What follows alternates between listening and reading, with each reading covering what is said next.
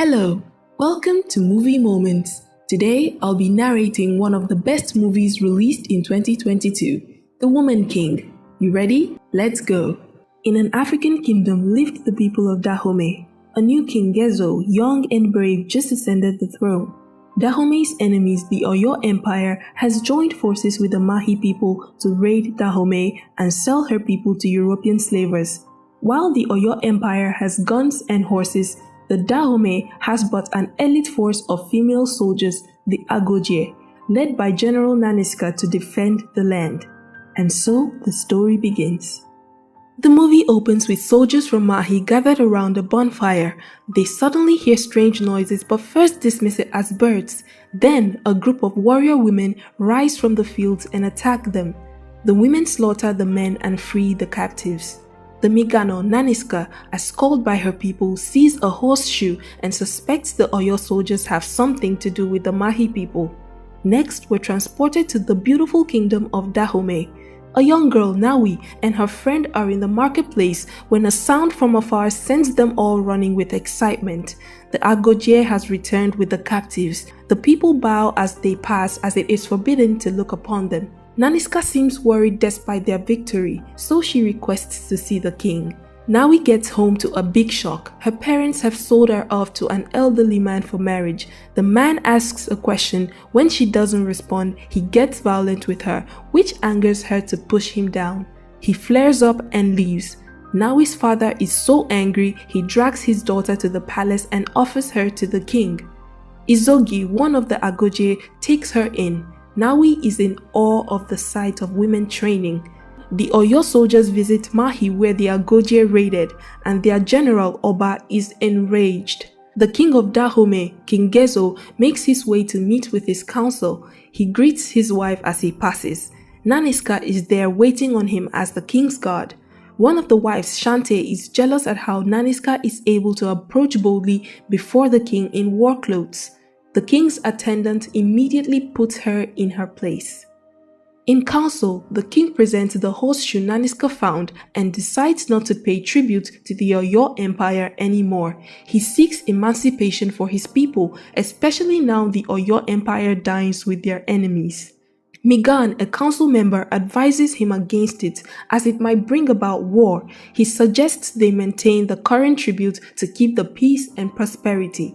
Naniska believes the Agoje can defend Dahomey against the Oyo Empire, and what prospers them is the selling of their captives to the Europeans, but they cannot continue for what happens when they run out of captives. She thinks they should sell gold and palm oil instead. There are many oppositions on this, but the king is willing to give audience to Naniska if she can prove it's possible to produce oil. In the next scene, the new recruits are prepped on what is required of them and given a last chance to back out if they wish. While some women leave, Nawi seems like she's found her place. While snooping around the place, Izogi tries to instill a bit of fear in Nawi so she can respect her. She orders her to go bathe and she leaves. Nawi meets Naniska in the bath and the two get talking. She reveals she's only 19 years but willing to be a soldier. Naniska says obstinate daughters like her often fail when brought here. It's the first day of training. The girls are handed ropes. Nawi mutters a rope is not a weapon. Naniska, hearing this, gives Nawi her sword and asks her to chop a dummy's head off. She tries and fails, obviously. Naniska takes the sword and chops the head off and then tells her to get back to roping. Way to show her who's boss. At nightfall, Izogi tries talking some sense into Nawi. Training continues and Nawi finds it hard keeping up. The Agoje holds a little contest with the men to see who can resist pain more, and the Agoje wins. Nawi and her newfound friends Fumbe and Ode get mischievous during training, which gets them sanctioned. Nawi takes the blame. Naniska is rather intrigued at the trick, but Nawi's sharp tongue angers her and she almost kicks her out of the Agoje. Igozi meets Nawi later and warns her yet again to be careful what she says or do, especially to Naniska, saying she may very well be the very first woman king they've had in 1,000 years. Amenza visits Naniska to ease her mind after she just woke startled by a dream. She shares the disturbing dream she just had and Amenza tries to interpret with a little help. Later, Naniska is passing by when she hears a noise. She checks it out and finds Nawi practicing in the dead of night. The next day, the Dahomey people gather in celebration when it's disrupted by Oyo soldiers. With them is General Oba, who is no stranger to Naniska, and she looks shocked and very pissed. Oba, however, doesn't seem to remember her. They've come for the tribute to their empire. The Oyo soldiers complain the tribute is small and ask for 40 agoje to make up for it, or else the port will no longer be open to the Dahomey people for trade. Although the port belongs to Dahomey, the king agrees to give him 20 agoje to avoid problems. Oba leaves some of his men behind to feast on his behalf. Naniska chooses the 20 agoje and Nawi is one of them. Later, she's found rattled by Amenza. Seems like the general assaulted her way back and it scarred her deeply. At the port of Ouidah, a new merchant arrives from Brazil. He does not seem happy with the slavery. While looking around the place, the agoje arrives. The general receives them thinking they brought what he asked. Instead, they offer the heads of the men the general left in Dahomey. They come bearing a message from the king. He is a great king and he bows to no one. After their display, they make a run for it, but Naniska stays and attacks the general. Nawi, seeing this, stays back to help. She manages to knock the general down and they both run away as Oyo soldiers pursue them. The whites did not interfere all through the fight. Naniska and Nawi jump into the water where their sisters wait on them. Once they get to shore, Naniska goes off on Nawi for not following the plan. You think she'd be grateful? She warns her never to act alone. The agoje always works together. Knowing Nawi, she's not gonna be quiet, so she tries to defend her actions, but Izogi stops her. Amenza approaches Naniska quietly and says she's the one who did not follow the plan, but she says her plan was to take the general's head. Back at the palace, Shante tries to sweet-talk Naniska about they sharing same interest in the kingdom, but she sees right through her crooked ways. Naniska's plan of producing oil seems to be working as she takes the king through the production site. Nawi visits the waterfall to sharpen her sword. The new merchant in town was out in the kingdom when he stopped for a bath in the waterfall. Nawi takes his clothes and tells him to return to Ouidah naked like the slaves he trades. He explains he's one of them, a Dahomey. His father is white and mother a Dahomey. He was on his way there when he stopped for a bath. Nawi returns the man's clothes. He introduces himself as Malik. Nawi is fascinated about the chain on his neck. While checking it out, she's startled and runs away when Malik's partner approaches. They visit the palace and present King Gezo with gifts. He welcomes them, especially Malik, when he hears he's part Dahomey. King Gezo also asks they join him as the agojes in training take their final tests. The challenge begins and Nawi is relentless. She makes it through the bush of thorns but goes back for her friend stuck in it. She still manages to meet up with the others and becomes the victor. The king and everyone is so impressed at her performance. Gezo specially welcomes her to the king's guard. Izogi helps Nawi take out thorns from her body. She asks why she went back for Fumbe and she responds because she wants her friend to stay. Naniska comes and joins them. While checking the scars on her body, she notices a mark on Nawi's back. Nawi says it's been there since her father chose her from an orphanage. Naniska storms off immediately. Amenza follows her to inquire what happened.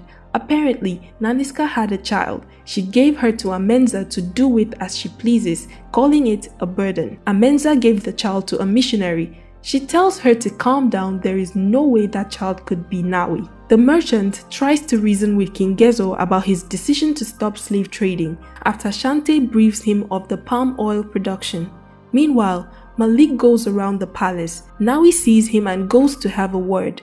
Malik tells her to come see him after dark just outside the palace walls. That night, the girls take their blood oath as full initiation into the agoje. Seems like Izogi has grown so fond of Nawi. She asks her about Malik, saying she noticed he waved at her at the contest.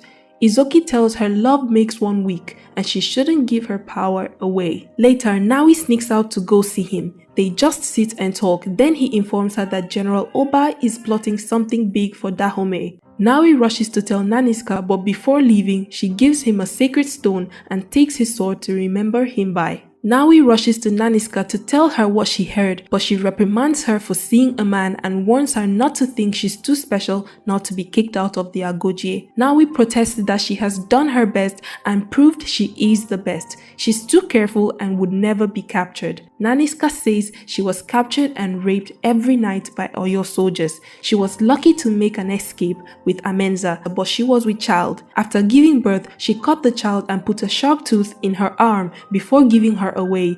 Nawi says she can't be the child she speaks of. When the scar is opened up, she finds the shark tooth and the news shocks Nawi, who walks away. The next day, the Agojes sight Oyo soldiers marching towards them with just 2 days before they get to Dahomey. Naniska devises a plan. She intends to use Nawi's explosive trick during training. The women prep for battle, and rather than wait for the Oyo soldiers, they take the war to them. In the early hours of the morning, while the enemy slept, like fireworks, they lit up the camp of the enemy. The general charges with his men at the Dahomey in a heated battle. Both parties are relentless. Nawi works the ropes with her sword. When she wasn't watching, a soldier grabs her from behind and throws her down a ditch. As she rolls down, she hits her head and becomes unconscious. Naniska is looking for Oba. Oba, on the other hand, notices his men being slaughtered and calls for a retreat. Our girls totally dominated, but not without a few losses. The Oyo soldiers take some injured Agojes with them as they retreat. On Oba's train, Fumbe and Nawi are among the Agojes that were taken. Nawi tells Fumbe to jump off the cart and save herself. Meanwhile, she and one other are taken to Wida, where they intend to sell them to traders. Not long after, Izogi is brought in. Her arm is broken and she's helpless. She says they must slit their throats as Naniska advised rather than be slaves, but Nawi is not one to give up on life. Fumbe makes it back and informs the others. The king sends for Naniska and Amenza. He gathered his wives as well to inform them he has chosen Naniska to be the woman king. Shante is not pleased by this news.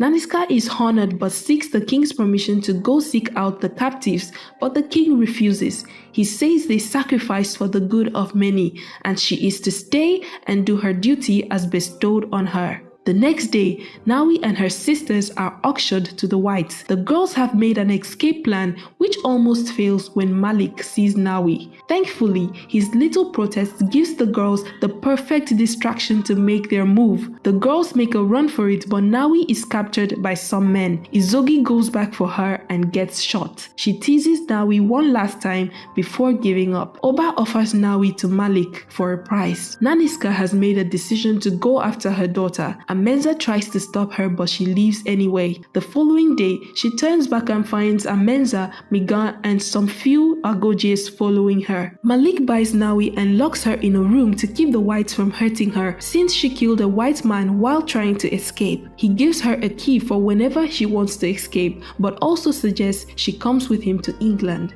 The king learns that part of his council has gone off despite his orders. His wife Shante advises him not to call off the feast he prepared, or else he will look weak. Rather, he should name another woman king. While the white men party at night, the Agoje sneaks into their camp. One of the prisoners informs them of Izogi's death and Nawi's trade. Naniska, angered by the news, instructs they burn the place to the ground, taking no prisoners. The Agojes attack with no mercy. Malik rushes to Nawi and tells her to go with him, but she insists on helping her sisters. He gives her a change of clothes and tells her he'll be waiting on the beach in case she changes her mind. Naniska is on the lookout for Oba. Amenza fights like she's drunk on rage. Migan sets fire to the camps. Malik's friend tries to escape with a few slaves, and Malik can't stand this, so he releases the slaves and they beat his friend to death. Naniska finds Oba, and this time she's ruthless and finally kills Oba. While she takes in the victory, a white man almost shoots her, but Nawi shoots him instead. She fights off the other men, and the Agoje hail their victory. As they march back, Malik still waits for Nawi at the beach. He spots her with her sisters, and she nods at him and follows her sisters. Back in Dahomey, the feast has begun. Shante has adorned herself to take the honor that was meant for Naniska. The Agoje returns and the people hail them as they always do, especially chanting Naniska. Shanti feels ridiculed by this. Naniska surrenders her sword to the king and accepts to drop her command for disobeying the king's orders. King Gezo, after giving a heartfelt speech to his people, bestows on Naniska the title of the Woman King to rule the land with him as per their ancient customs. The whole kingdom celebrates as she takes her seat next to the king. Now it's time for mother and child to have that heart-to-heart conversation. Now we're seeing how much her existence has caused pain to her mother, leaves her mother with "I'm sorry." Naniska is also sorry for giving her away. In the next scene, Nawi asks her mother for a dance and the two make peace. I guess all is well that ends well. The end. Let us know your thoughts on this movie. Please like and subscribe to the channel. Tune in for more movie moments.